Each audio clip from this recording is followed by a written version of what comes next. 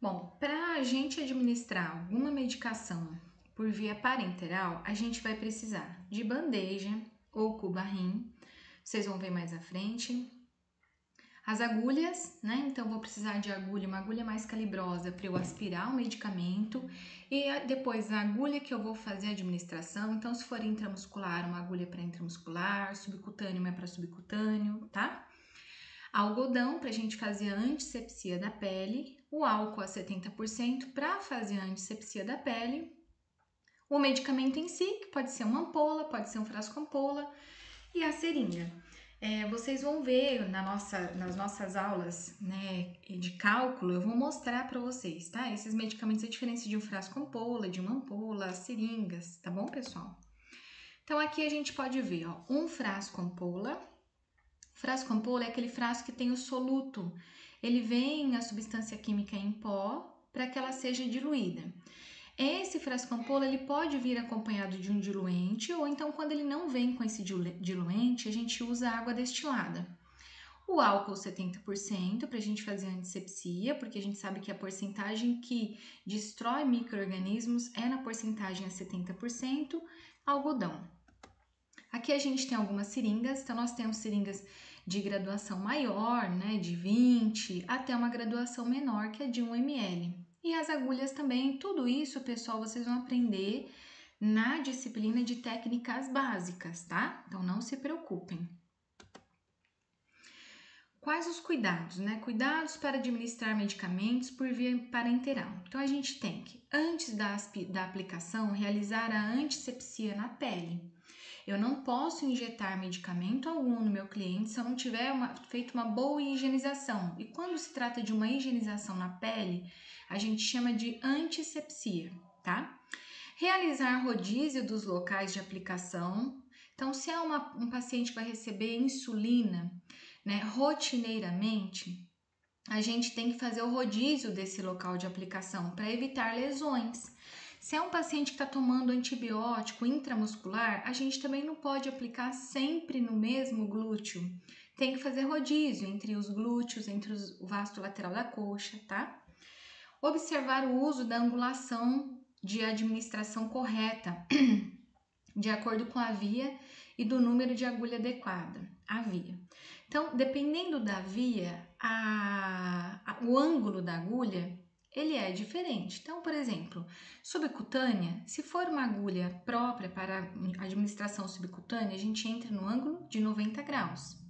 Se for uma agulha um pouquinho maior, um ângulo de 45 graus. Intramuscular, a gente entra no ângulo de 90 graus. Mas se eu estiver administrando medicamento intramuscular numa criancinha com uma agulha maior, porque eu não tenho ali no momento uma agulha adequada para a criança, eu vou ter que entrar com um ângulo de 45 graus, tá?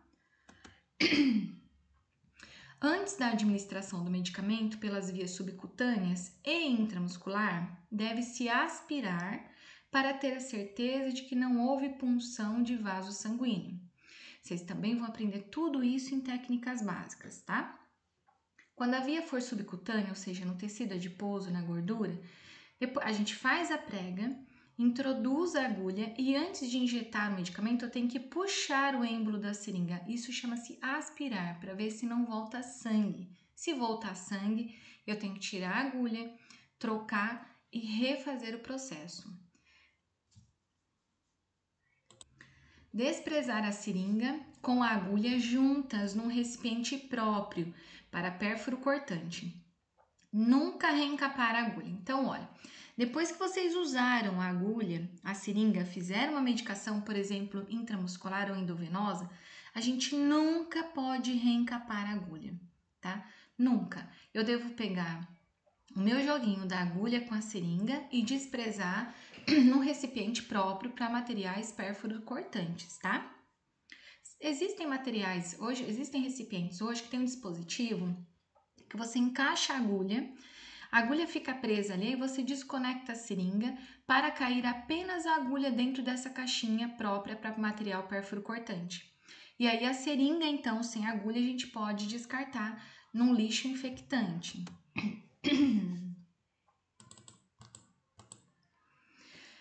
Vias de administração de medicamentos. Então, vamos ver agora a via intradérmica.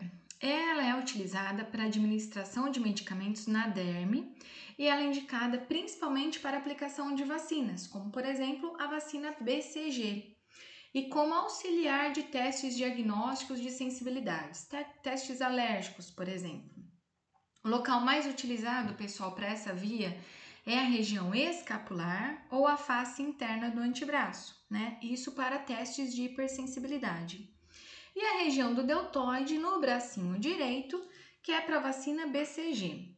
Para que não haja interferência na ação da droga e nos testes de sensibilidade, a limpeza da pele é feita com água e sabão.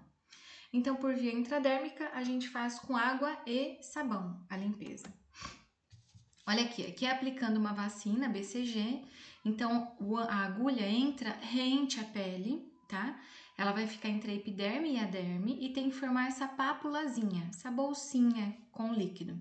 Aqui é um teste de sensibilidade na região de antebraço. Aqui a via intradérmica, então, né, pessoal? Olha aqui, a epiderme, aqui essa camada é a derme e aqui é tecido adiposo. Então, fica entre a epiderme e a derme, tá? Os locais que a gente pode aplicar a via intradérmica. A via subcutânea consiste na administração do medicamento no tecido subcutâneo, ou seja, no tecido adiposo, tecido de gordura, tá? E a absorção é mais lenta do que a via intramuscular. O volume aplicado ele pode variar de frações até 1 ml. Conhecida também como hipodérmica, é indicada principalmente para vacinas antirrábica, hormônios, como é o caso da insulina, anticoagulantes, como é o caso da administração da heparina, e outras drogas que necessitam de uma absorção lenta, porém contínua, tá? Os locais de aplicação são a face externa do braço, região glútea, face anterior e externa da coxa, região periumbilical, região escapular, região inframamária, flanco direito ou esquerdo. Ou seja, pessoal, onde nós conseguirmos fazer a pinça para que essa agulha atinja a gordura, o tecido adiposo, ela pode ser aplicada. Então, olha aqui. Quando eu tenho uma agulha própria para administração subcutânea, a gente faz a prega, né? Então, eu faço a prega com o dedo indicador e polegar e eu introduzo a agulha no ângulo de 90 graus, tá? Aqui, ó, quando eu tenho uma agulha maior do que a agulha de insulina, ou seja, ela é mais comprida. Então, se eu entrar no ângulo de 90 graus, eu vou passar pela pele, tecido adiposo e vou chegar no músculo. Essa medicação a gente quer administrar no tecido adiposo, aqui ó, na gordura. Então, aí eu tenho que mudar a angulação da minha agulha, tá? Ir para um ângulo menor, um ângulo de 45 graus. Aqui todos os locais mais comuns onde a gente aplica a medicação subcutânea. Lembrando que via subcutânea é via no tecido adiposo, gordura, porém eu posso aplicar em qualquer região do corpo desde que eu consiga atingir o tecido adiposo. A via intramuscular, ela é utilizada para administrar medicamentos irritantes, menos doloroso. A absorção ela vai ocorrer mais rapidamente do que comparada à via subcutânea, porque ali no músculo tem uma maior vascularização, né, sanguínea. O volume a ser administrado ele deve ser compatível com a massa muscular, que vai variar de acordo com a idade da pessoa, a localização do músculo e o estado nutricional também.